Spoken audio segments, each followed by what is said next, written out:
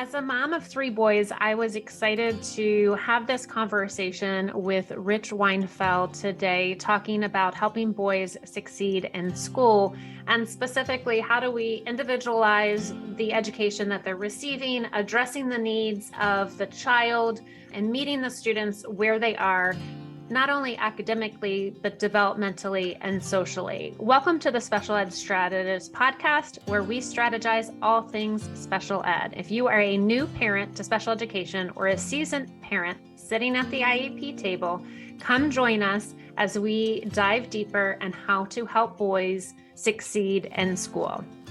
I am your host, Wendy Taylor. I am a mom and special educator. I have sat at both sides of the IEP table as a parent and a professional. Over the last 25 plus years, I have made it my passion and mission to help parents and professionals bridge learning gaps, access special education services, and build kick-butt IEPs.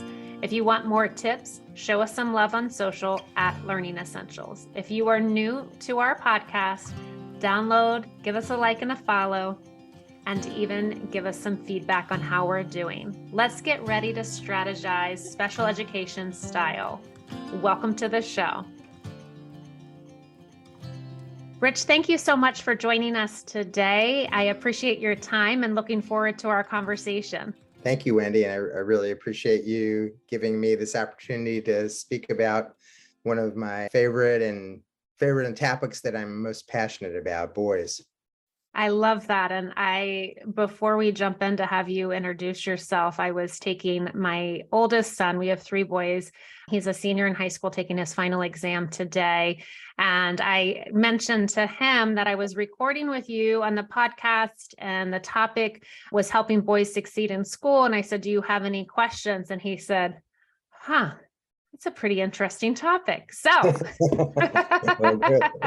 Yeah, well, a stamp of approval from a 17-year-old. Yeah, that's good. That's good that he's that aware of it. That's great.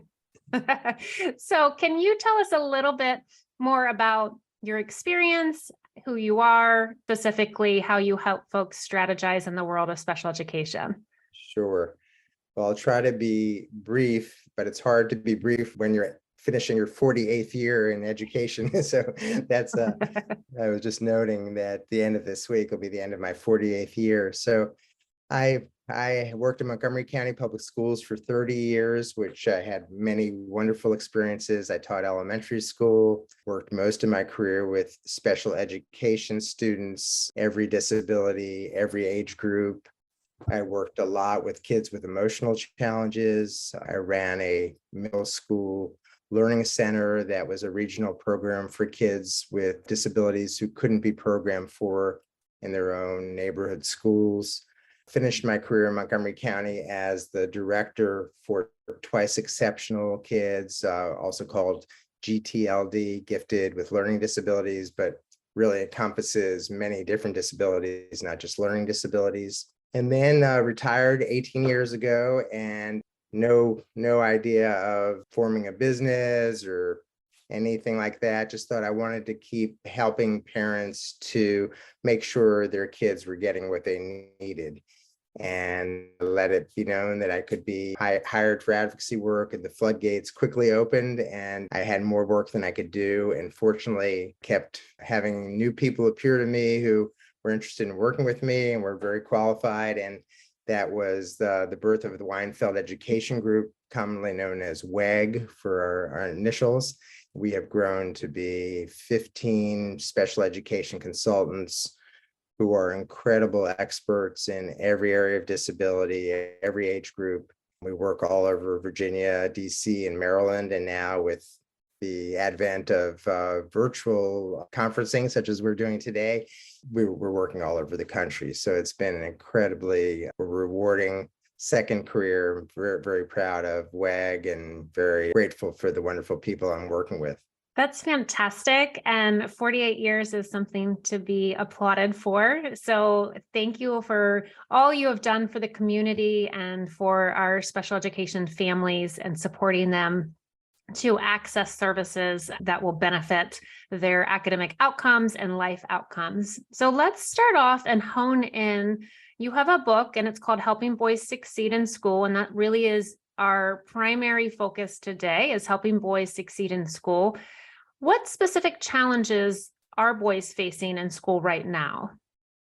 Yeah, so I wrote the book Helping Boys Succeed in School over 15 years ago. And it came out of long-term concern that I had had with the over-identification of boys for special education programs, particularly programs for kids with emotional challenges, a knowledge that boys were just not doing as well in our schools as girls. In researching for that book, uncovered many important statistics about how boys were falling behind, and was able to make many suggestions about ways that we could address this. Over the years, I've paid attention when new books have come out, and I want to really emphasize there's a new book that just came out of Boys and Men, written by Richard Reeves from the Brookings Institute.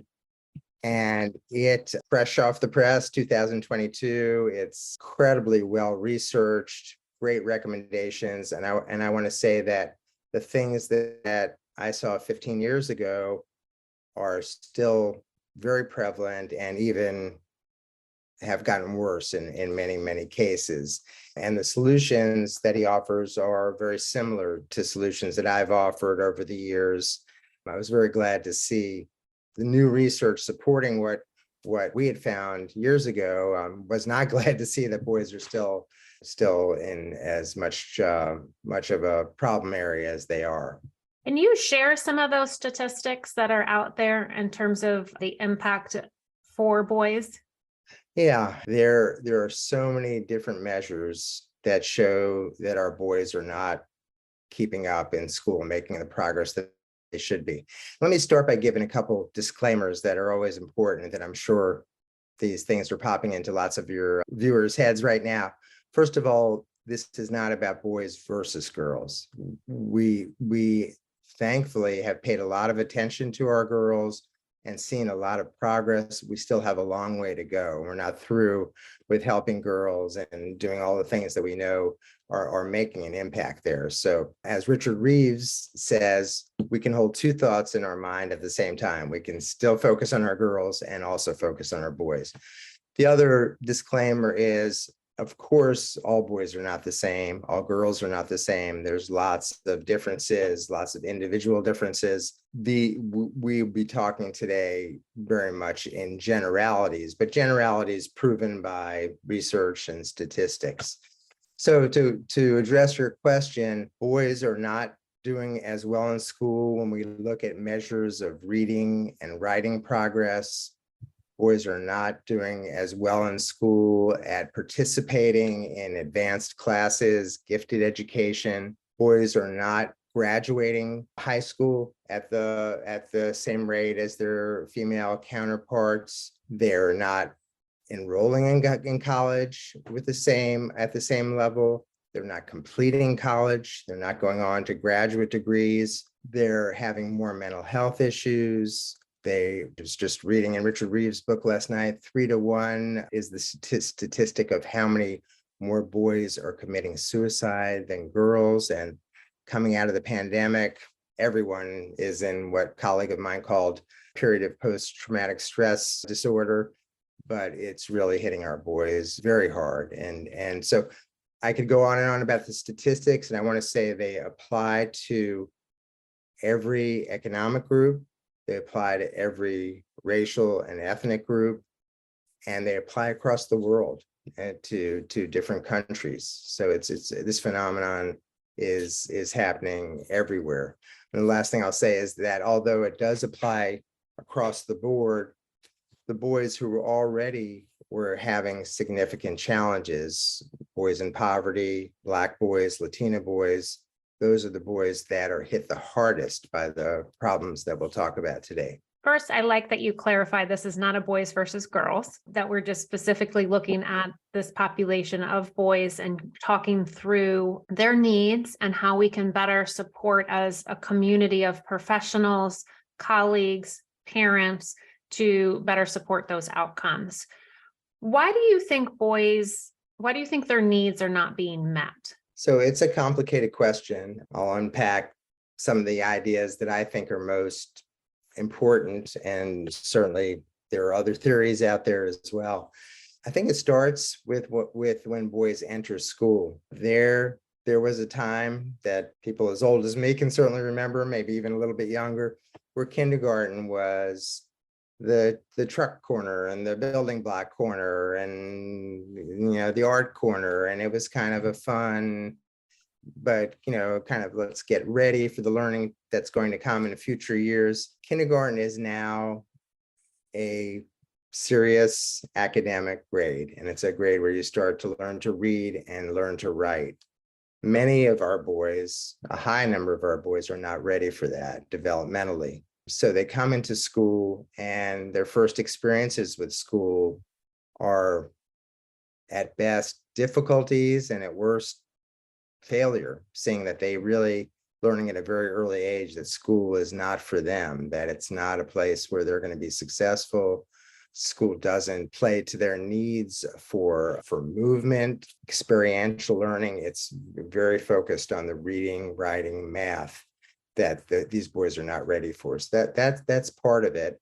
Then throughout their school years, there is now much more of an emphasis on reading and writing.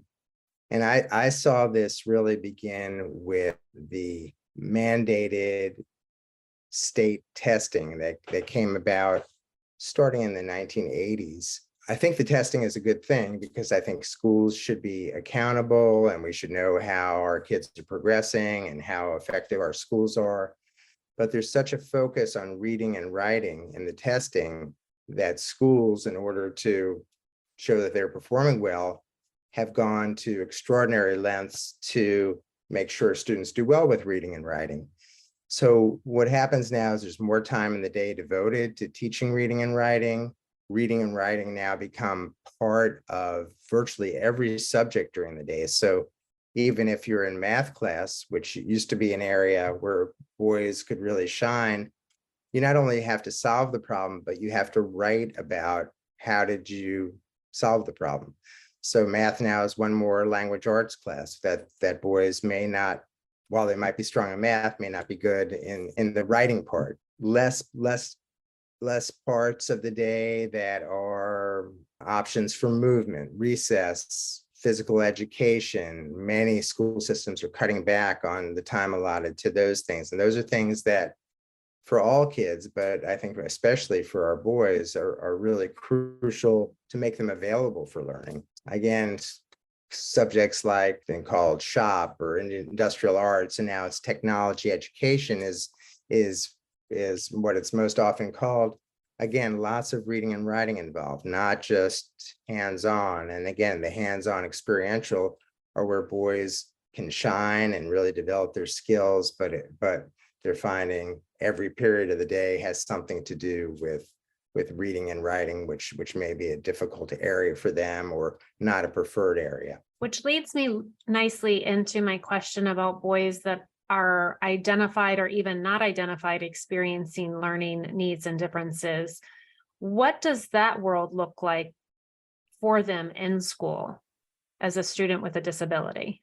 Yeah. So again, a very complex question, and I'll try to give a thoughtful answer to that. So boys absolutely need help in the language arts areas. And sometimes that can be done effectively just by the general ed instruction. And for many kids, many boys, that works well. For other boys, they need more specialized instruction, smaller classrooms. They need evidence-based interventions that we know when they're provided in a way that they're intended to be provided, certain number of times a day, certain numbers of times a week, certain amount of time a day, that they are effective. Often that only comes through special education. So to access that type of instruction for some boys who have been resistant to the typical interventions we do for reading and writing is crucial. What I worry about and what I've seen happen for a lot of boys is they're struggling with their reading and writing. So now they're starting to behave badly. They're starting to act out, be the class clown. It's better to get in trouble for being the bad boy than to be the dumb boy. And they'll do anything to hide the fact that they really have struggles with reading and writing, including acting out or showing bad behavior in one way or another. And so what happens then in terms of special ed, we might only see the behavior, and we might just look at the boys and say, well, they really need a program for students with emotional challenges. And while there's nothing inherently wrong with programs or services for students with emotional challenges, because that certainly is what some boys and girls need, if we're not really seeing the root of the problem, which may be their struggles with reading and writing, and also maybe the fact that they don't fit well into the school structure, then we may be wrongly identifying them for a special ed program or special ed services that really miss the target of their needs, which is to be taught in different ways, to be taught how to improve in their academic deficits, but not necessarily to have the focus be just on their behavior or primarily on their behavior. How can we ensure that we see our boys and even all of our students as learners versus just looking at the outward behavior and then categorizing them based on that behavior? How can we as professionals, as educators, take a look at that behavior and do better in a sense, in terms of really kind of sifting through what is a result of the behavior and what is in fact possibly a learning disability? Yeah, I think it should start with us doing some real analysis of how are we teaching our boys, both in my book, Helping Boys Succeed in School, and in Richard Reeves' new book of Boys and Men. And we talk about the structure of school and how boys are just not a good fit in many ways for that structure. And I spoke about that in some of your other questions, but we need more movement. We need to have more hands-on experiential learning. We need to have more opportunities for boys to use their visual spatial strengths if that's a strength area for them. We need more men teaching boys, and that is a problem that in the 15 years between these two books that I keep alluding to has gotten worse. We don't have enough men teachers, enough men role models for our boys during the school day. So in answer to your question about looking at boys' problems, I think the first thing is we need to step back and say, why are these things trending so badly, and what can we do in a more systemic way to make changes? When we think about the individual boy, though, today in third grade class who is struggling with reading and writing and maybe starting to act out behaviorally, so we need to bring together a collaborative team at the school level to really look at this one individual student, and that collaborative team should include special educators, general educators, psychologists, speech pathologists, occupational therapists, guidance counselors, school administrators, along with the parents and their experts. And the idea must be to all work together to identify what are the students' current functioning levels, where are they strong, where do they have challenges, and then to together look at what are the evidence-based interventions we can bring to work on the challenges while at the same time paying attention to their strengths and continuing to nurture the strengths. I've seen many schools do these meetings very effectively, be inclusive of parents, work with the parents, experts from outside the school, and really make a difference in the individual boys. So, in answer to your question, we should be working both at the systemic level, looking for changes we can make that are going to benefit all kids, boys and girls, but also we have to pay attention to the students right now who are struggling, who are suffering, and make sure we have a good individualized plan for those students. And I like how we went from this macro to micro, because individuals that may be listening to us may be thinking, what can I do today in my building for my child? What can I do? And so you mentioned that collaborative team. Can you give me a personalized example of how a student has been referred to that collaborative team, and how have you seen it work really well?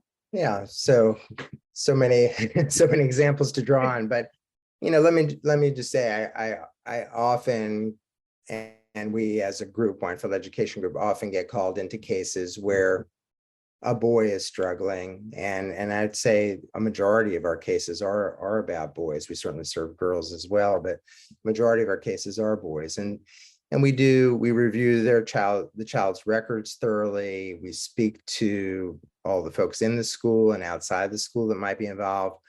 But one of the most important things we do is we go into the classroom and we observe the child. And we may be, in the instance I'm thinking of, we might be called to get involved because the student's behavior has become challenging in the classroom. And there's going to be a team meeting to discuss what to do for this child, and possibly whether or not to identify them as having an emotional challenge and get them services for that emotional challenge.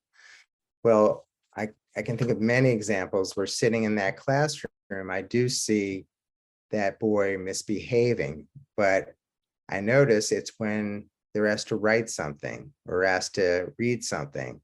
And at other times in the observation time, they're not misbehaving. So what's going on, with that specific time, and that what are the challenges in that reading and or writing area that are possibly causing this boy to misbehave at those times? So maybe we need more assessment. So then to your question, going to the team, and as special education consultants or advocates at WEG, one of our primary values is collaboration. So when we go into that team, we're not trying to blame or make the school people wrong, or why haven't you done this, but let's together look at this one child and how they're functioning right now and think, how can we help them? And we know there's good people who are on the quote other side of the table. I don't even like to use that term anymore, because it's really one table that we're all at together. But we know there's good people all around, and we were some of those good people when we worked for the school system, and most of the experts at WEG did work in the public schools at some point. So it's back to the case. I would come to the case after my observation and say, when I observed this young man, I saw that the times that he was really acting out is when he was asked to read or to write. What information do we have about how he's doing in those areas?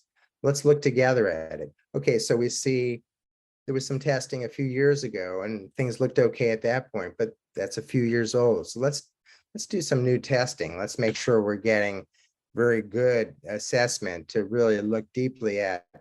Maybe he knows how to decode, put the letters and sounds together and say those letters, but maybe he can't read fluently.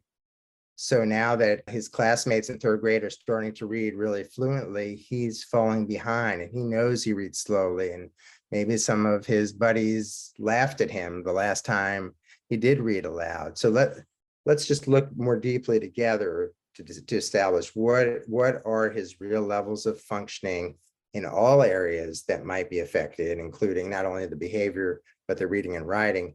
And then after we get that information and we do the assessment, and then let's come back together, look at it together, and then think about what are the interventions he needs, and are they interventions that are available in general ed, or does he need specialized instruction through special ed to get those interventions? What can educators and an IEP team contribute to really address the specific challenges a boys face in school? So the special educators probably can't make the systemic changes that we're talking about, but what they can do, along with parents and the other experts in the meeting, is make sure that we're using evidence-based intervention to address whatever the challenges are of the boy in question. We also look at accommodations in every IEP meeting and also in every 504 meeting. What are the things that every teacher can put in place that are going to help this boy learn? And those, often are very relatively easy things that any teacher can do. We don't even need a special ed teacher to do them, such as, let's let this boy sit up front so they're close to the point of instruction. Let's make sure that they can move, not only whenever they want to, but let's build in some movement breaks so that it helps them to get out some of their excess energy and then be able to focus more. Let's make sure that they can hear the information as well as read it, because we know for one reason or another, reading it is not easy for them, maybe not motivating for them. Maybe there's a disability in that area, but whatever the reason is, let's let them hear the information. It doesn't always have to be about actually reading the information. When it comes to writing, again, accommodations could include, if writing is not the specific goal of the lesson, let's let them demonstrate their understanding in other ways that might be in line with their strengths. My own son, when he was in school, was very interested in filmmaking. He was able to approach his teachers and say, instead of writing that essay in social studies class, could I demonstrate my understanding by doing a short film? And very often teachers in Montgomery County allowed him to do that, and that helped him to thrive. So all these things are accommodations that any general education teacher can do. They can become part of a 504 plan or an IEP, or they can just become part of a good best practices plan in a classroom for a kid who's not identified as having a disability or needing special education. Let me ask you, you mentioned evidence-based intervention or instruction, and I've had parents say to me, the school says they don't have the resources or staff to really implement evidence-based instruction support in terms of a pull-out kind of small group. What is your response to that? Well, my thought is that's a terrible answer on the part of the school. Hopefully I don't say that. I might say it sometimes. We are charged by the federal law, by state laws, by just good educational practices at providing what each student needs to access instruction. So if the student needs an evidence-based intervention, we must find the way to provide it. And it is true, an individual school might not have that. They might not have the resources, they might not have the training, but then the answer is, we're going to get that. Or we're going to make sure your child goes to a different school or a different program where that is available, because that's our responsibility as a school system, to make sure the child is making progress in school, succeeding in school.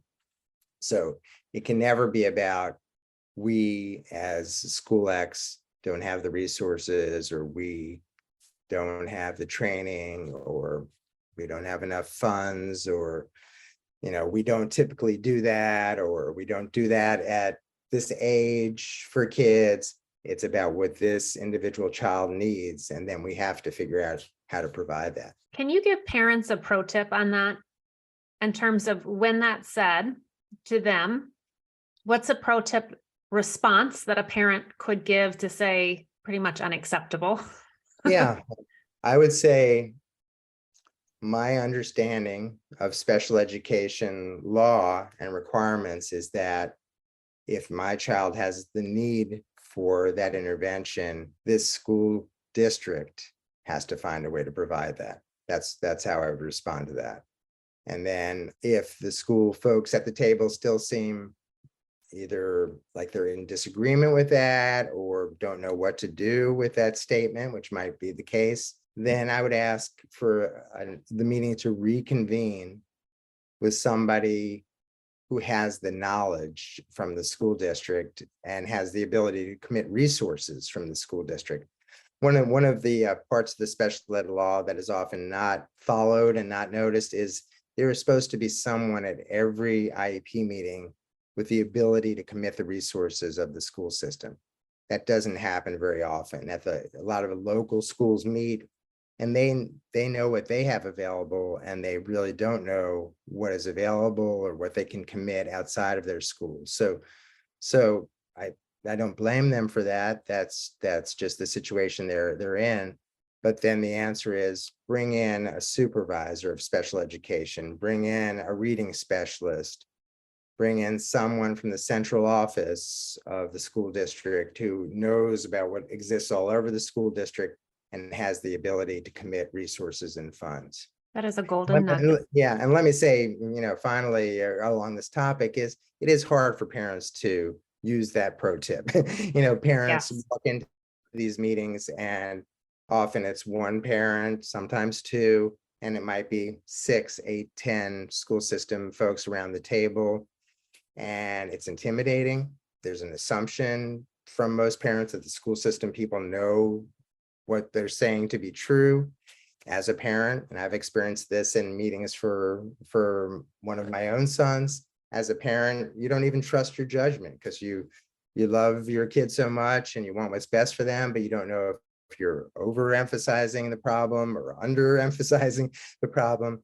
So that's where it really helps a parent to have a special ed expert or advocate with them who knows the law, knows the school district, knows what they can and can't and should and shouldn't be able to commit based on any specific question or problem that comes up. 100%, 100%. And I always liken it is that you're walking into a crowded room or a party, and all of a sudden the music stops, the voices stop, and they turn and look at you and that's the feeling you get when you walk as a parent, when you walk into an IEP meeting. It's, even if it's on Zoom, it's all of a sudden it's quiet, people are looking at you, and you're, like you said, one of two, and it can be very intimidating. And as a parent, you're leading from a place of fear and love. And so, it's not just this one meeting for you. This is a lifetime of building the capacity of your baby to be successful in the future education, employment, and independence. And so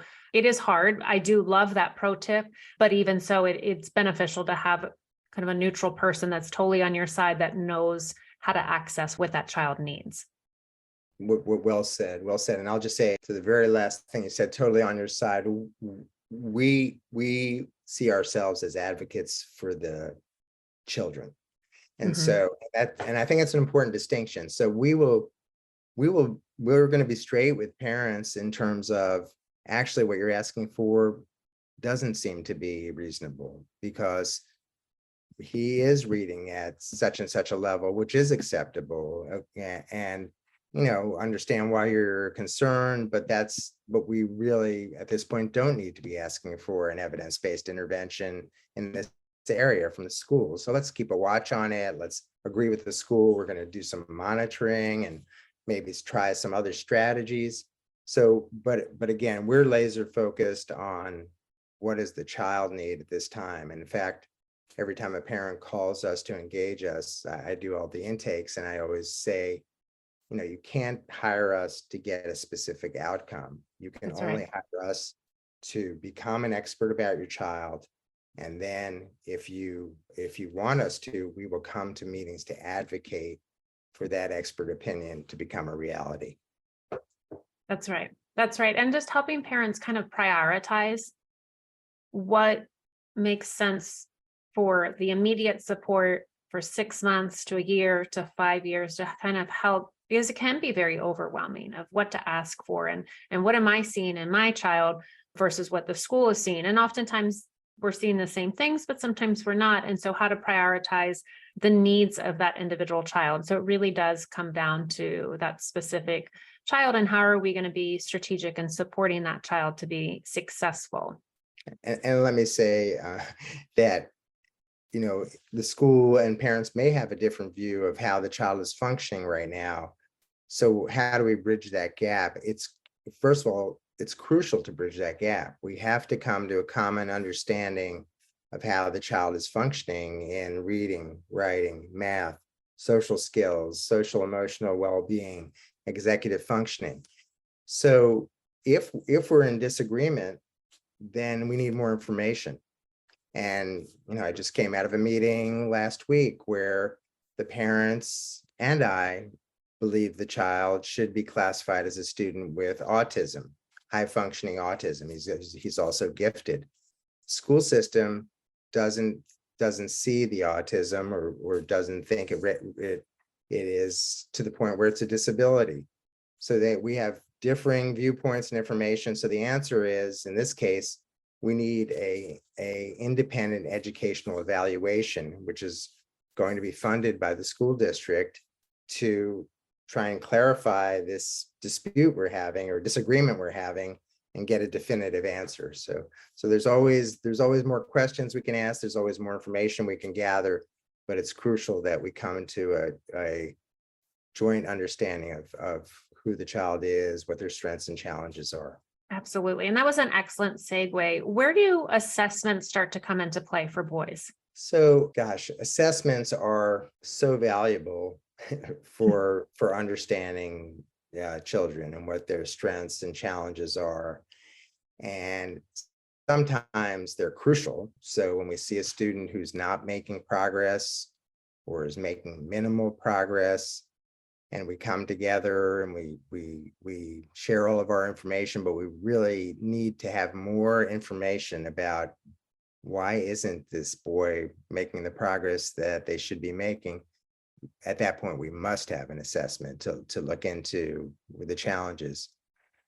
I've had experiences with my own two boys, one who is not reading at the level that he should be, and we needed to have an assessment, and we agreed after some up and back and discussion that the school would proceed with an assessment. And then I had another boy who was doing okay in school, doing average work. There wasn't any specific school problem, but my wife and I just wanted to understand what were his strengths, what were his challenges. Might there be some strength that we should be further paying attention to and developing? Might there be an area of challenge that we're overlooking? So we paid for that assessment, and that helped us to just get a good understanding of who he was, and then proceeding to advocate for him appropriately. What is your take then on public assessments through the public school system versus a private assessment or evaluation?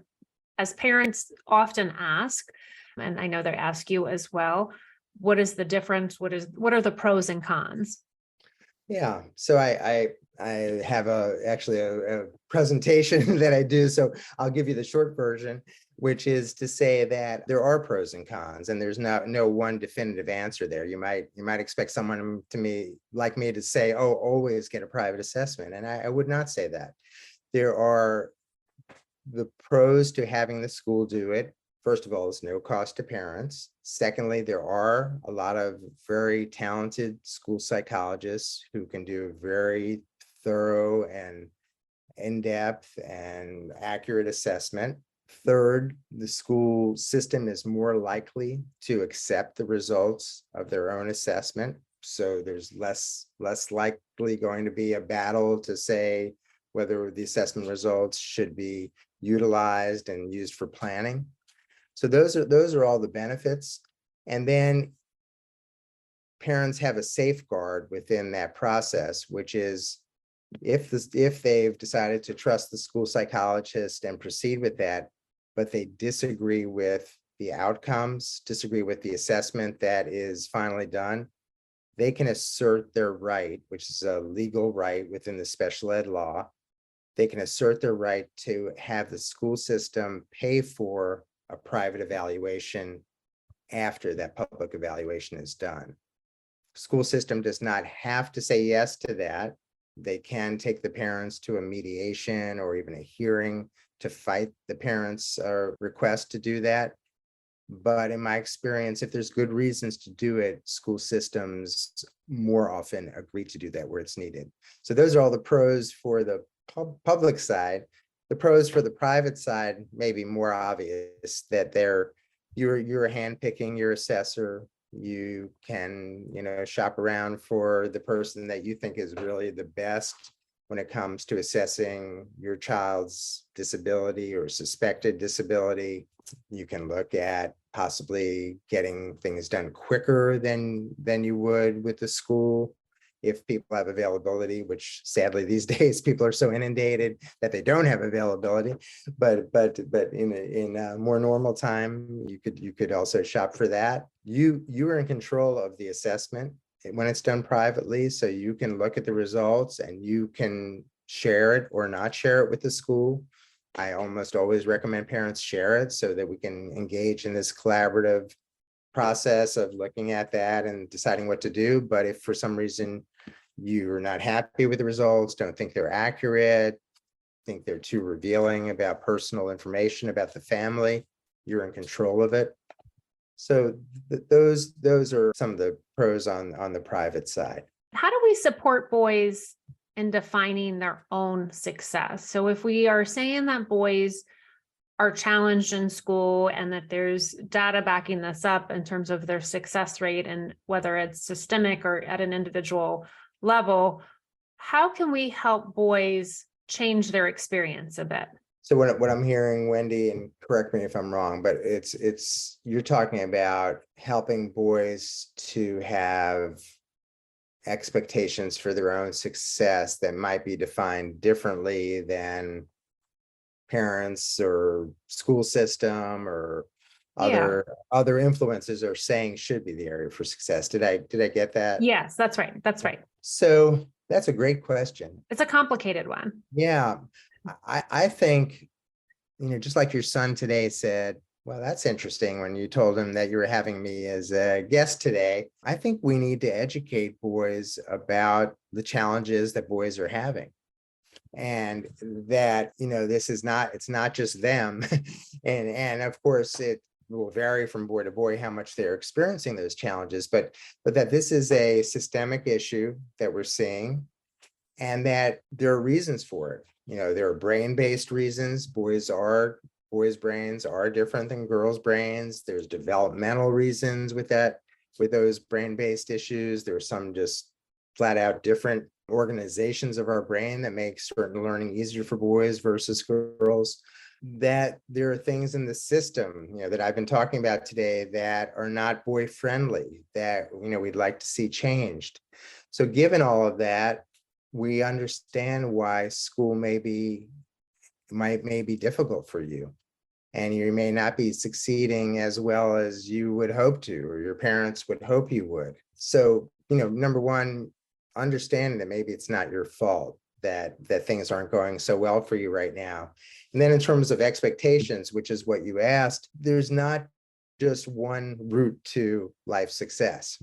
That certainly you don't have to go to an Ivy League college. Certainly you don't have to go to college at all. Certainly you can go to college and then leave college and pursue something else. You can pursue vocational training.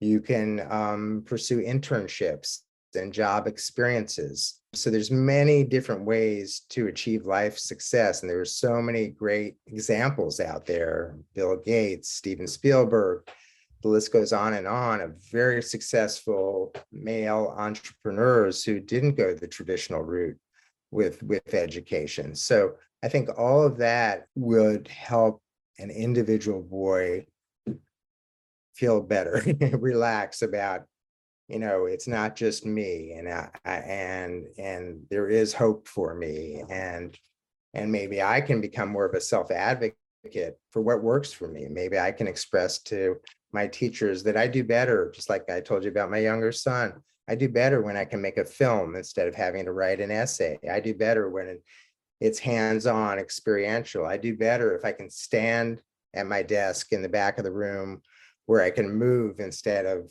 sitting in this desk all day long. I do better if I can have periodic breaks. To be their own self-advocates is what comes out of that kind of self-awareness and change in expectations. Which to me extends beyond the classroom, right? So if you're a better self-advocate, you know yourself as a learner, you know yourself as an individual, then when you go out into the world, post-secondary, whatever that looks like, and you're on the job, you have these skills to be able to advocate. So I think that's incredibly empowering for our students and for our boys.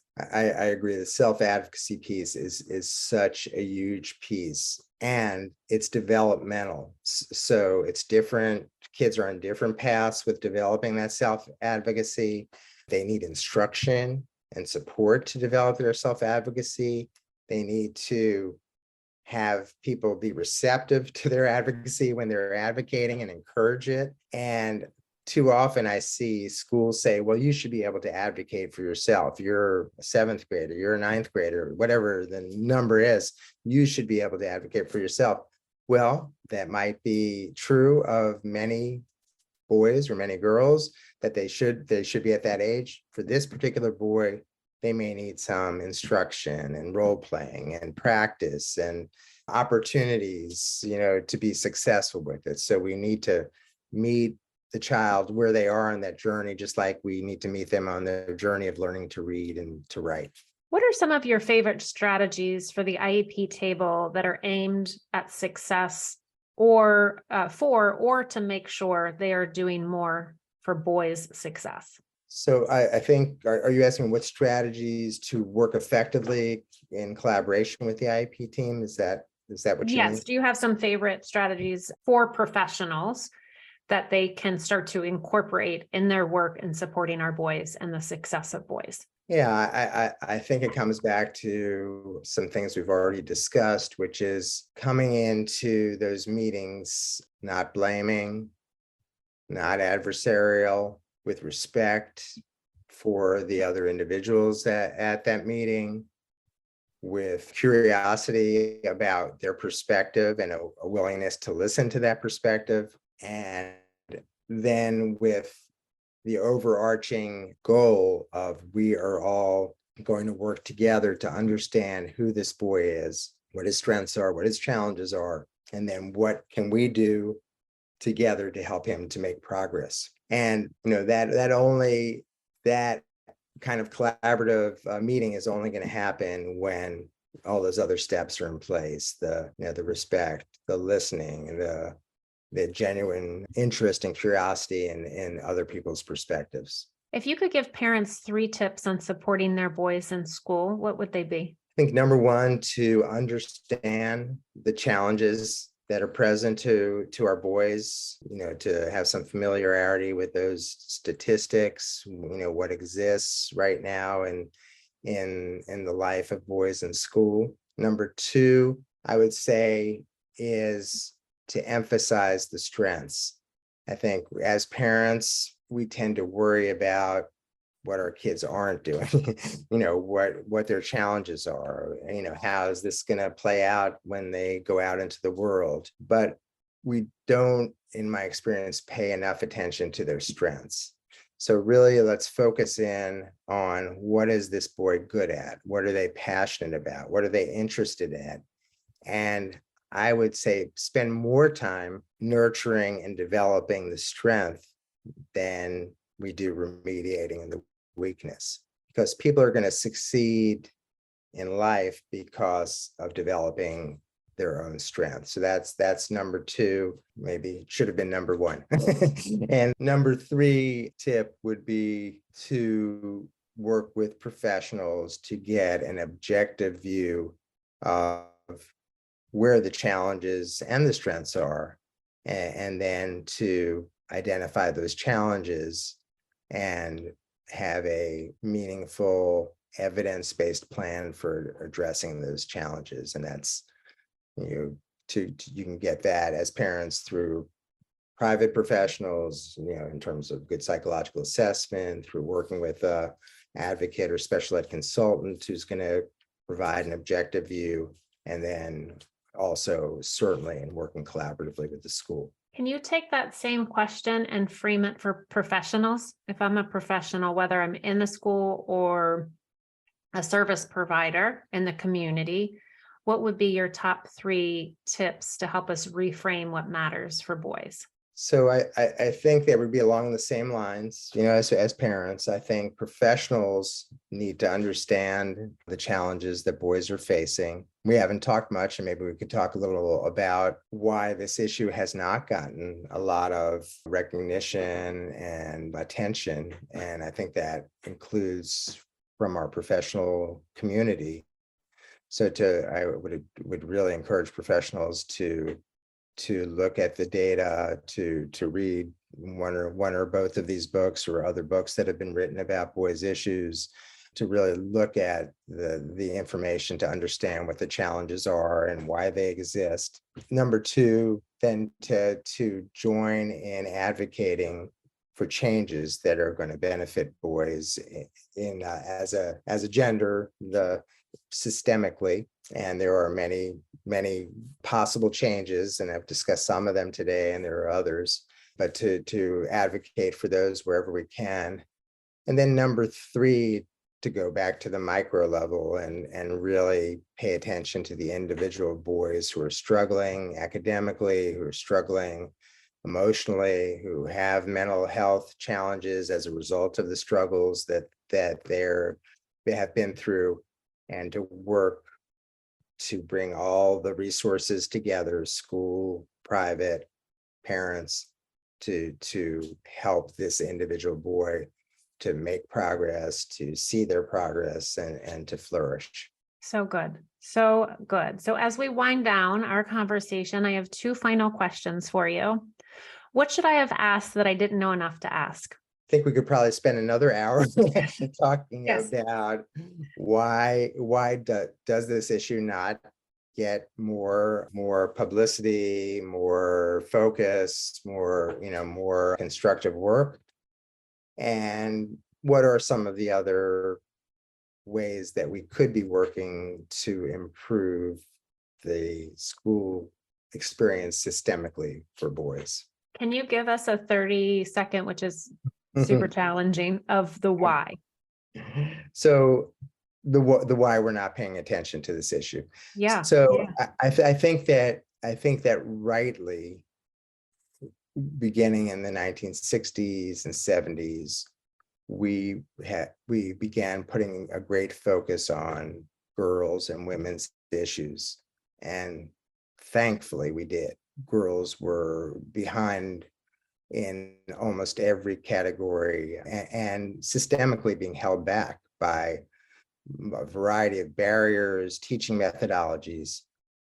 We now have made tremendous progress in that area, and we're not done. We need to continue to pay attention and to work on those issues. Because of the climate of paying more attention to the issues of girls and women, I have found that when I wrote a book about boys, when I speak about boys, that there is a quick assumption that I might be an anti-feminist, that I might not care about girls' issues. And I've had some people say that to me. Are you trying to turn the clock back? Are you trying to go back to, the way it was? And, and hopefully you and your viewers can see clearly that I'm not, but I'm just one part of this. I think that it happens to anyone who brings these issues up.